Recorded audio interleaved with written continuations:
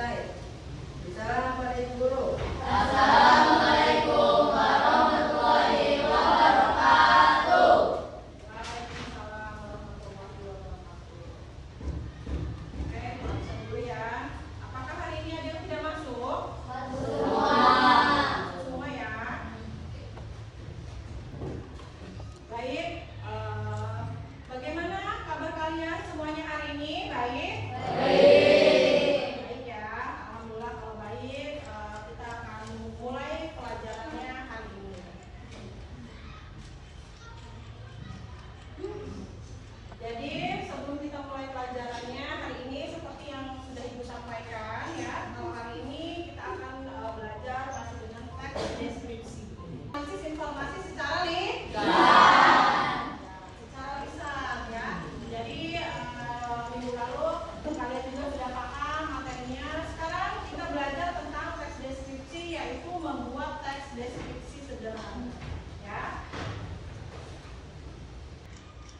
Dalam materi teks deskripsi untuk pertemuan kali ini adalah pertemuan keempat dan terakhir, dan untuk minggu depan nanti kita akan masuk ke materi bab kedua ya. Oke. Nah, dalam membuat teks deskripsi sederhana ini ya, nanti akan Ibu bagi kelompok ya. Jadi kalian mengerjakannya secara berkelompok. Nah, berkelompok itu tujuannya apa? Kalian mengerjakan tugas berkelompok itu tujuannya supaya kalian bisa berdiskusi dengan teman kalian untuk memudahkan kalian dalam mengerjakan tugas atau soal yang nanti akan Ibu berikan. Setelah nanti kalian mengerjakan diskusi yang akan Ibu berikan ini ya, nanti kalian akan mempresentasikan ya, kalian akan mempresentasikan ke depan